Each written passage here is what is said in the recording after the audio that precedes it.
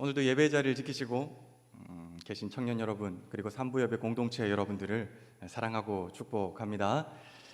네, 사람마다 저마다 장점이라는 것이 있습니다. 그런 의미에서 저의 장점은 뭘까요? 네, 대답하지 않으실 거라고 생각하고 있었습니다. 그냥 제가 혼자 묻고 혼자 대답하는 중이니까 크게 민망해하지 않으셔도 괜찮습니다. 제가 꼽는 저의 장점은 책을 가까이 한다는 것입니다. 이것은 어릴 적에 아버지를 통해서 배웠습니다. 아버지는 항상 배움에 대한 열정이 있는 분이셨고 책을 가까이 하셨어요. 저도 자연스럽게 책과 가까이 하게 되었고요. 성인이 된 이후에는 책이 주는 지식의 매료가 되었습니다. 여전히 저는 책이 좋습니다. 그리고 살아가는데 필요한 지식들이 있으면 책을 통해서 가장 먼저 배우려고 노력을 합니다. 하고 싶은 운동도 책으로 배웠습니다. 그리고 연애도 책으로 배웠습니다. 여러분, 제가 항상 한창 이성에 관심이 넘칠 무렵, 그렇다고 지금은 없는 건 아니지만요, 여러분, 그때는 과학적 연애에 대한 글들이 굉장히 많았습니다. 그런 실험들이 굉장히 많았습니다. 쉽게 고백하면 예스를 받기 위해서 과학적으로 접근을 하는 겁니다. 갑자기 여러분 눈이 초롱초롱해지시는데요. 하나만 예를 들어보겠습니다. 초롱초롱한 여러분들을 위해서요. 사랑 고백에 성공하고 싶다면 높은 곳에서 해라 라는 말이 있습니다. 이것을 과학적으로 접근해 보면요, 사람이 높은 곳에 올라가면은 당연히 긴장을 하게 되어 있습니다.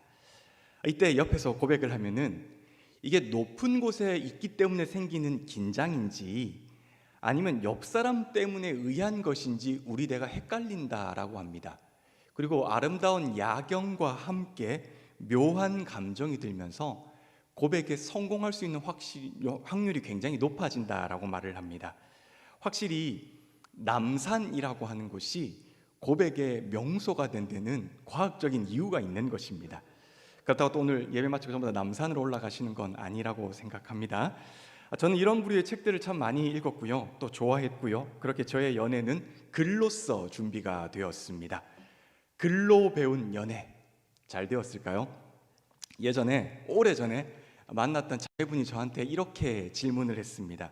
오빠, 어제 우리 집에 페인트 칠을 새로 했어. 그런데 페인트 냄새가 너무 심해서 머리가 정말 너무도 아파. 창문을 닫고 있으려니 페인트 냄새 때문에 머리가 너무 아프고, 창문을 열면 매연 때문에 머리가 깨질 것 같아. 창문을 열어야 할까 닫아야 할까, 어쩌면 좋겠어. 사랑하는 남성 동지 여러분, 뭐라고 대답하시겠습니까? 저는 잠시 고민한 후에 대답했습니다. 창문을 열어야지. 마스크를 쓰고 열어. 페인트 독성이 장난이 아니야. 그렇기 때문에 문을 닫으면 페인트가 더 늦게 마를 거고 머리가 아픈 기간 훨씬 더 늘어나게 될 거야. 참으로 이성적인 대답이죠. 그리고 나름대로 굉장히 만족했던 대답입니다.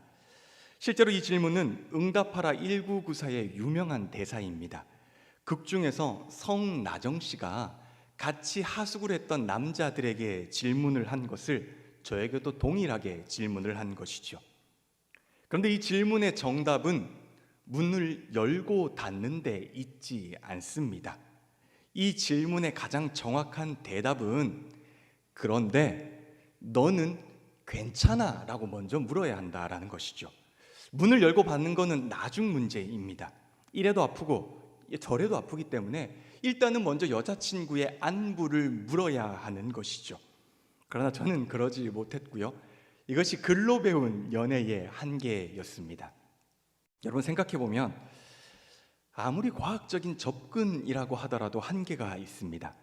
높은 곳에 올라가서 고백을 해서 뇌를 속일 수는 있으나 과학은 여자의 언어를 이해하는 데는 조금 한계가 있는 것 같습니다.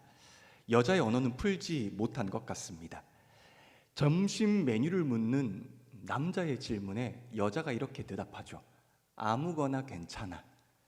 그런데 여러분, 이 아무거나라는 말은 여자가 어제 저녁에 먹었던 음식, 여자가 오늘 아침에 먹었던 음식은 빼고요, 오늘 날씨에 어울리지 않는 음식도 빼고요, 오늘 드레스 코드에 잘 맞는, 그리고 오늘 자신의 기분 상태를 적절하게 표현할 수 있는 그 음식이 바로 아무거나라는 뜻입니다. 그러니 제가 어떻게 이 복잡한 것을 이해할 수 있겠습니까? 이것은 기본적으로 공감 센스를 어느 정도 탑재하고 있어야만 이해할 수 있는, 저는 미스터리라고 생각을 합니다. 공감이라고 하는 것은요, 타인의 상황이나 기분을 나도 똑같이 느낄 수 있는 능력을 말하는 것이죠. 저 사람이 슬플 때 나도 슬픈 것입니다. 저 사람이 기쁘면 나도 기쁜 것입니다. 과거 역사에서 보면요, 인류는 감성보다는 이성을 훨씬 더 우위에 두었습니다. 덕분에 공감하지 못한다라고 해서 전혀 문제가 없었습니다. 오히려 공감은 훨씬 더 아래쪽에 있는 감정이고 대단치 않은 감정이었어요. 그런데 세상이 변했습니다. 3차 산업 시기 이후부터는 여러분, 공감이 핵심 키워드로 떠오르기 시작합니다. 미국 경제학자 제러미 리프킨이라고 하는 사람이 그의 저서에서 이것을 이렇게 정의한 적이 있습니다. 이제는 종교의 시대를 거쳐 이성의 시대를 지나 이제는 공감의 시대이다. 이제 21세기는 승자와 패자를 가르는 개념에서 서로가 윈윈하는 전략, 폐쇄성에서 투명성으로, 이기적 경쟁에서 이타적 협업으로 시대가 변하고 있다라고 말을 하죠. 여기에서 핵심이 공감입니다. 그래서 그가 인류를 뭐라고 정의하냐면 호모 엠파티쿠스라고 정의합니다. 이 말은 곧 공감하는 인류라는 뜻입니다. 공감하는 인간이라는 뜻이죠. 확실히 요즘 사회가 그런 것 같습니다, 여러분. 예전에는 너가 죽어야 내가 산다라고 했습니다. 이것이 경쟁사회의 모토이죠. 그런데 여러분, 요즘 같은 시대에는 너가 죽으면 나도 죽습니다. 경제를 떠나서 예를 들면 환경 문제만 해도 그렇지 않습니까? 너가 죽으면 다 같이 죽는 겁니다. 그래서 네덜란드 출신의 영장학자 프란스 드발은 이렇게 말을 한 적이 있습니다. 생존 경쟁이 자연의 본질이라는 패러다임은 이제는 종결되었다라고 말을 합니다. 확실히 사회는 점점 더 공생을 넘어서 상생의 사회로 전환이 됩니다. 공생과 상생을 하려면 타인을 이해할 수 있는 공감이 있어야 합니다. 특히 코로나 시기를 경험하면서 공감의 영향력은 점점 더 확대가 됩니다. 왜 그렇습니까? 공감은 연결이기 때문입니다. 비대면 사회가 되면 될수록 사람들은 점점 더 많은 감정적 연결을 원합니다. 왜냐하면 외롭고 힘들기 때문입니다. 너의 아픔이 곧 나의 아픔이 될 때 존재와 존재가 연결되기 때문입니다. 그래서 공감은 소통이고요, 공감하지 못하면 불통입니다. 불통하면 혼자가 되고 외롭습니다. 그러나 소통하게 되면 함께가 되고 기쁨을 함께 나눌 수가 있는 것입니다. 오늘 본문에는 이것이 굉장히 잘 나타나 있습니다. 오늘 본문을 보면 바울은 기쁨이라는 단어로 본문을 시작하고 있지 않습니까? 우리 3절과 4절을 함께 읽어볼까요? 3절 4절입니다. 내가 너희를 생각할 때마다 나의 하나님께 감사하며 간구할 때마다 너희 무리를 위하여 기쁨으로 항상 간구함은. 지금 바울은 빌립보 교인들을 생각하면서 너무나도 감사하고 기쁘다라고 고백을 하고 있는 중입니다. 사실 빌립보서 전체가 다 기쁨에 관한 내용입니다. 바울은 빌립보 교인들을 향해서 계속 너희가 너무 기쁘고 나는 너희만 생각하면 감사하고 나는 너희만 생각하면 너무도 행복해라고 끊임없이 말을 하고 있습니다. 왜 그렇게 표현했을까요? 왜 바울은 그들은 생각만 해도 기뻤을까요? 여러 가지 대답이 있겠죠. 그런데 저는 오늘 그 대답을 우리가 함께 읽은 본문에서 찾아보려고 합니다. 본문을 보시면 두 번이나 반복되는 단어가 있습니다. 우리 5절과 7절을 함께 볼까요? 5절과 7절을 함께 봅시다. 5절 같이 읽을까요? 너희가 첫날부터 이제까지 복음을 위한 일에 참여하고 있기 때문이라. 7절 제가 읽습니다. 내가 너희 무리를 위하여 이와 같이 생각하는 것이 마땅하니 이는 너희가 내 마음이 있음이며 나의 매임과 복음을 변명함과 확정함에 너희가 다 나와 함께 은혜에 참여한 자가 됨이라. 여러분, 5절과 7절에서 반복적으로 쓰이고 있는 말은 참여라는 단어입니다. 5절의 참여는 헬라어로 보면은 코이노니아입니다. 우리가 잘 아는 단어이죠. 이것은 물질, 기쁨, 고통, 내가 가진 많은 것들을 함께 나누고 동참한다라는 뜻입니다. 7절의 참여는 쉰코이노노스라고 하는 말인데요. 이 말은 쉽게 말하면 동고동락하는 사이라는 뜻입니다. 그래서 빌립보 교인들은요, 바울과 삶을 나누었고요, 바울과 동고동락했습니다. 그렇게 바울이 전하는 복음에 함께 참여했던 것이죠. 심지어 바울이 옥에 갇혔을 때도 그들은 끝까지 바울과 함께 했습니다. 바울은 이들의 헌신적인 복음의 참여가 너무도 기뻤던 것이에요. 그렇다면 여기서 이런 생각이 들죠. 이들이 왜 바울의 복음에 참여했을까요? 무엇이 이들로 하여금 바울의 복음에 참여하게 만들었을까요? 성경에는 직접적으로 나와 있지 않습니다. 왜 이들이 참여했다라고 단답형으로 제시하지 않습니다. 그런데 저는 서두에서 여러분에게 언급한 공감 때문이라고 생각합니다. 여러분, 빌립보 교회는요, 바울이 2차 전도 여행 기간 중에 유럽에 세운 첫 번째 최초의 교회입니다. 첫 번째라고 하는 것은 잘 아시는 것처럼 신경이 많이 쓰이는 겁니다. 첫사랑, 첫 직장, 의래 그렇듯 당연히 마음이 많이 쓰입니다. 그래서 바울은 빌립보 교회를 향해서 참 많은 노력들을 했어요. 그런데 여러분, 다른 시각에서 보면 빌립보 교인들 역시, 빌립보 그리스도인들 역시 바울을 굉장히 유심히 잘 지켜봤을 거예요. 교회를 그냥 막 세우는 것이 아니잖아요. 이 지역의 교회를 세우기 위해서는 바울이 어떤 사람인지 정말로 지켜봤을 겁니다. 그가 정말로 믿을 만한 사람인지, 그가 전하는 복음이 정말로 예수 그리스도의 복음인지, 그가 정말로 복음에 대한 열정이 있는지 오랫동안 바울을 지켜봤을 거예요. 그리고 바울이 전하는 복음이 무엇인지 오랫동안 귀를 기울였을 겁니다. 그들이 보니까 바울이 항상 이렇게 말을 하는 거예요. 사도행전 20장 24절에 보면 이렇게 말을 하지 않습니까? 그러나 내가 나의 달려갈 길을 다 달리고 주 예수께 받은 사명 곧 하나님의 은혜와 복음을 증언하는 일을 다 하기만 하면 나는 내 목숨이 조금도 아깝지 않습니다 라고 말을 해요. 그는 입만 열면 뭐라고 말하면 내 목숨 중요하지 않아요. 복음이 훨씬 더 중요하죠. 내 목숨보다는 예수 그리스도의 복음이 훨씬 더 중요합니다라고 끊임없이 말을 했습니다. 그런데 그가 실제로 어떤 삶을 살았습니까? 고린도후서 11장 23절의 표현을 조금 빌려보겠습니다. 나는 더 많이 수고했고 감옥에 더 많이 갇혔으며 셀 수 없을 정도로 매를 많이 맞았고 죽을 고비도 여러 번 넘겼습니다. 유대인에게 39에 가만 맞는 태형을 5번이나 당하였습니다. 몽둥이로 3차례 맞고 돌에 맞은 적도 1번 있었습니다. 배가 난파된 적도 3번이 있었으며 밤낮 망망대해에서 표류한 적도 있었습니다. 이게 실제 바울의 삶이잖아요. 복음을 위해서 목숨도 아깝지 않다라고 했던 그의 말을 그는 실제로 삶으로 살아냈습니다. 여러분, 그 시대에도 수많은 그리스도인들이 있었고요, 수많은 종교의 지도자들이 있었습니다. 그들 중 일부는 정말 자신이 그리스도를 위해 산다라고 말을 했습니다. 그런데 정작 위기의 순간이 오면 예수 그리스도를 버렸습니다. 입으로만 주님을 믿고 입으로만 주님을 따른다라고 고백했기 때문입니다. 반면 바울은요, 진짜로 주님을 따랐어요.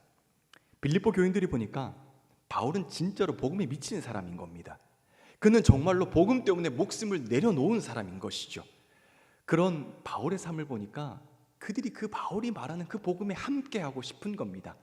바울이 말하는 저 예수 그리스도는 진짜라는 생각이 든 것이죠. 그래서 그들의 마음에 공감이 생기는 것입니다.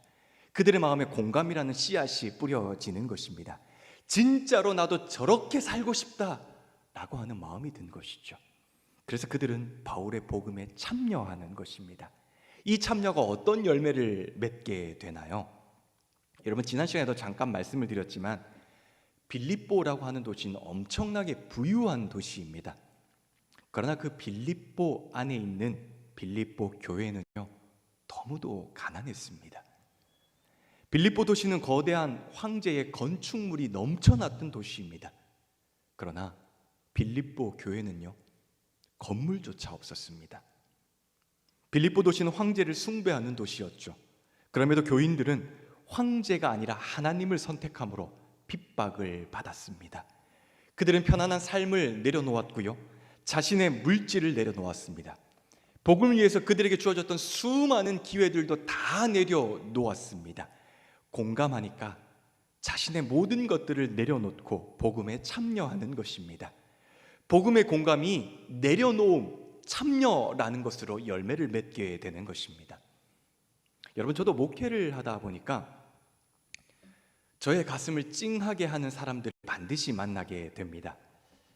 저의 생각에 공감해 주고요, 저의 비전에 공감해 주고요, 그렇게 저의 사역에 공감해 주는 사람들을 만납니다. 그 청년들은 반드시 저의 사역에 동참해 줍니다. 제가 성경 공부를 하자고 하면 예스라고 말을 합니다. 심지어 제가 선교를 가자고 해도 예스라고 말을 합니다. 그렇게 자신의 모든 것들을 내려놓으면서 저의 사역에 동참해 줍니다. 그런 청년들은 제가 사역이 끝나고 다른 교회로 옮겨갈지라도 기도가 멈추지가 않습니다.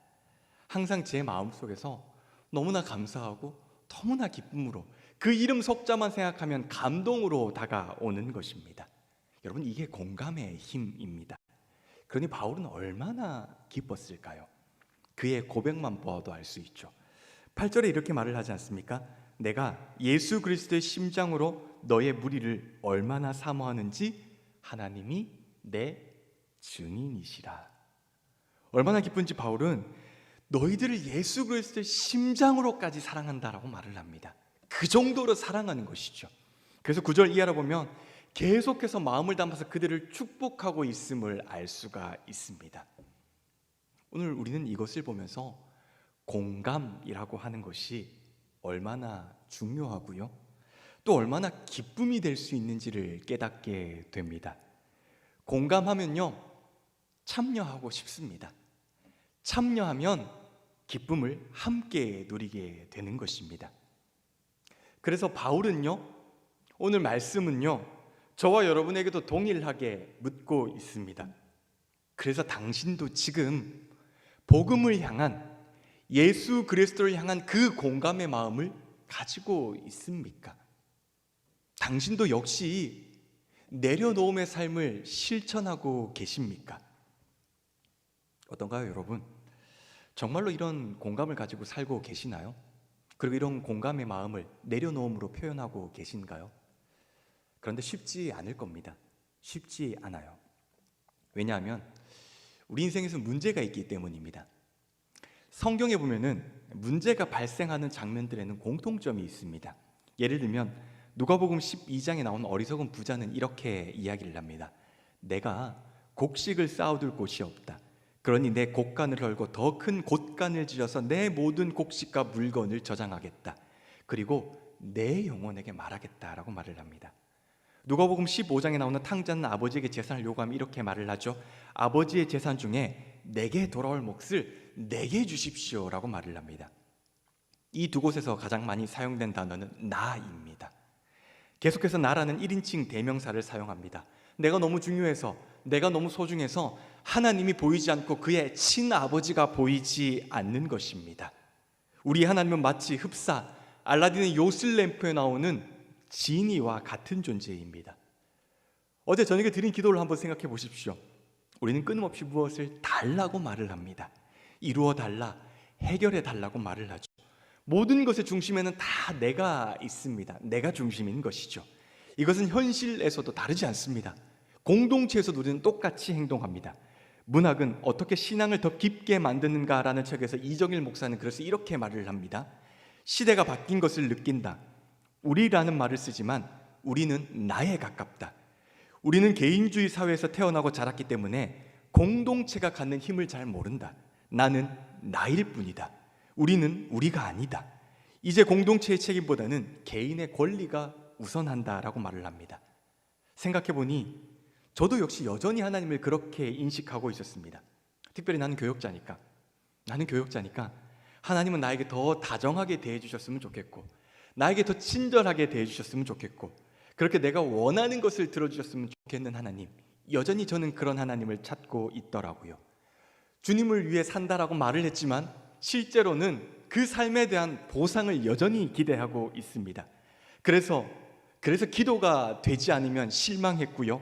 일이 풀리지 않으면 좌절했습니다. 그리고 또 하나님이 보이시지 않으면 침묵하시면 낙담했습니다. 그리고 짜증을 냈습니다. 결국 내 안에 기쁨이 자꾸 사라지는 이유는요, 내 삶의 주인이 온통 나이기 때문입니다. 아니라고 하지만 사실 내 인생에서 내가 너무도 중요하기 때문입니다. 그래서 윌터 챈트리는 자기 부인이란 책에서 이렇게 말을 합니다. 저와 여러분의 원수는 바로 자기 자신이다. 자아라는 괴물은 자기를 섬기라고 매일 소리친다. 이 괴물은 그리스도의 통치에 도전하고 주님께 시간과 에너지, 사랑을 바치는 것에 저항한다. 이 괴물과의 전쟁에서 이기는 유일한 길은 우리가 우리 자신에게 가하는 타격의 고통을 느끼는 것이다. 여러분, 챈트리가 말하는 타격의 고통이라고 하는 것은 자기 부인입니다. 자기를 사랑하는 현대인들에게 오히려 자기를 부인하라고 말을 하고 있는 것입니다. 그래서 복음은요, 자기 사랑이 아니라 자기 부인입니다. 자기 부인은 내 인생을 포기하는 것이 절대로 아닙니다. 오히려 자포자기하고 내 인생을 내려놓는 것이 아니라 그 빈 것을 하나님의 소중한 것으로 채우는 것, 그래서 가장 적극적인 행위가 바로 내려놓음, 자기 포기라는 것입니다. 이것을 이용규 선교사는 자신의 책에서 내려놓음이라는 말로 정의하고요, 예수전도단 DTS의 학장인 김원호 학장은 권리 포기라는 말로 규정을 합니다. 그리고 챈트리는 자기 부인이라는 말로 말을 하고 있죠. 자기 부인, 내려놓음, 권리 포기는 사실 모두 다 같은 말입니다. 그런데 문제는 또 여전히 우리에게서 인생 이런 것들이 잘 되지 않는다라고 하는 것이죠. 만약 오늘 본문이 여기에서 마쳤다고 한다면 저는 마음이 굉장히 불편했을 겁니다. 안 된다는 거 사실 우리가 다 너무나 잘 알고 있는 거 아닙니까? 그런데 바울이 기가 막힌 말을 한 가지 더 합니다. 그렇게 살고 싶어요. 정말 그렇게 살고 싶어요. 그런데 쉽지 않은 저와 여러분의 마음을 2000년 전에 미리 공감하면서 우리에게 용기를 북돋아주는 말을 한 가지 더 합니다. 우리 6절을 함께 읽을까요? 6절입니다. 너희 안에 착한 일을 시작하신 이가 그리스도 예수의 날까지 이루실 줄을 우리가 확신하노라. 여러분, 저는 이 한 영상을 통해서 이 구절을 한번 생각해 보고 싶어요. 이 영상은 고든 램지에 관한 영상입니다. 잘 아시는 것처럼 고든 램지는 세계 최고의 요리가이죠. 요리에 있어서는 최고의 열정을 가진 인물입니다. 그렇기 때문에 그는 열정 없이 요리하는 사람 면전에다가 독서를 마구마구 뽑아냅니다. 그리고 그런 사람들이 한 요리는 맛도 보지 않고 바로 쓰레기통에 버려버리는 인물입니다. 그래서 요리사들은 램지 앞에 서는 것을 굉장히 두려워합니다. 이런 그의 앞에 오늘 크리스틴이라고 하는 한 여인이 서 있습니다. 그녀는 요리사입니다. 그러나 장애인입니다. 시각장애인인 것이죠. 그녀의 이야기를 한번 들어볼까요?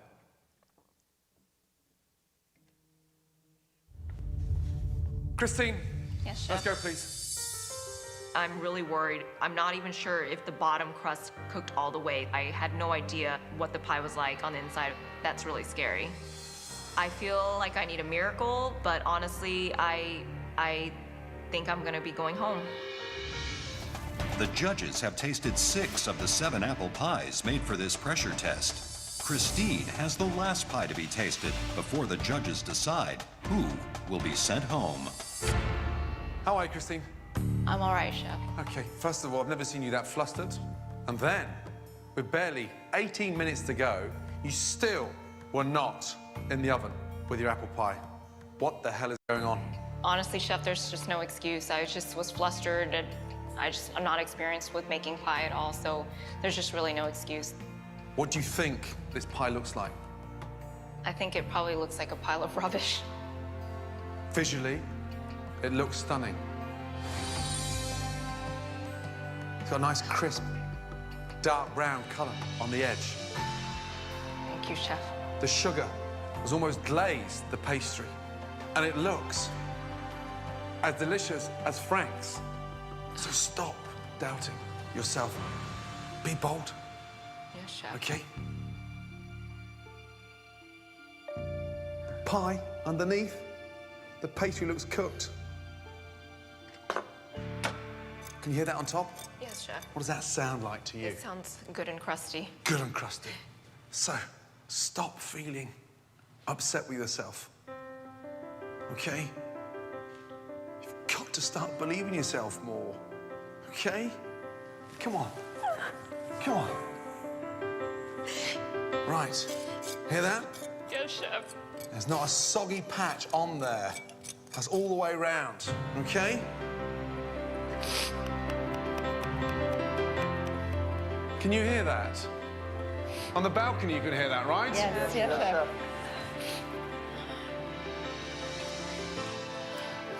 And it's intact. Right in front of your very eyes, I have a wedge Oh, thank God. of a beautiful apple pie. And the flavour?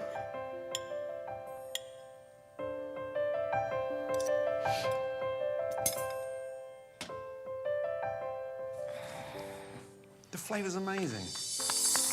Okay? It's delicious. So well done.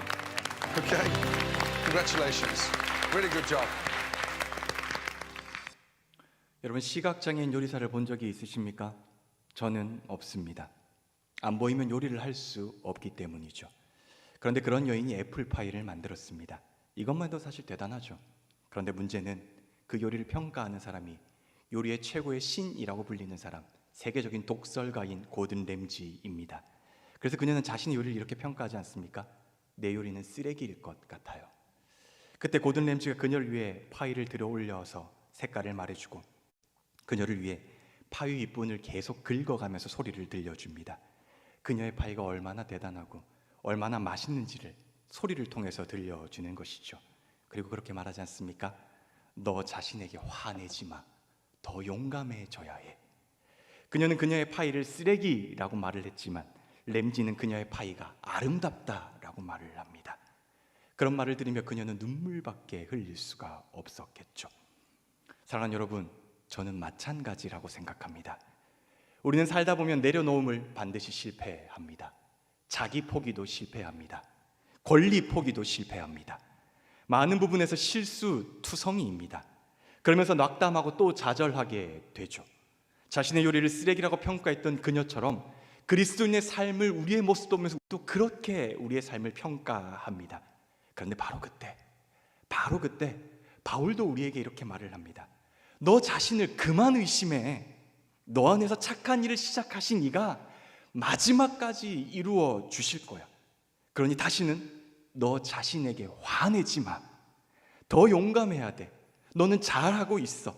완성은 예수님께서 하실 거야. 그분께서 완성하시는 거야. 그러니 믿고 복음에 공감하는 삶을 살면 되는 거야. 여러분에게 물질이 가장 소중하십니까? 그렇다면 내가 주인이라는 마음을 내려놓고 하나님의 나라를 위해서 그 물질을 쓰십시오. 시간이 가장 중요하십니까? 그러면 그 시간을 하나님께 쓰십시오. 건강이 가장 소중하십니까? 그 건강을 하나님께 올려드리십시오. 여러분이 생각하는 가장 소중한 것으로 하나님 앞에 내려놓으십시오. 이것이 바울의 헌신에 공감하는 것이고요, 예수 그리스도의 말씀에 공감하는 것이고요, 바로 복음에 공감하는 삶입니다. 하다가 안 되더라도 걱정하지 마세요. 이 일을 이루시는 분은 예수님, 하나님이시기 때문입니다. 시작도 마지막도 하나님께서 항상 함께 하시기 때문입니다. 그러니 그분을 믿고 나를 내려놓는 삶을 사십시오. 그렇게 복음에 공감하는 삶을 사십시오.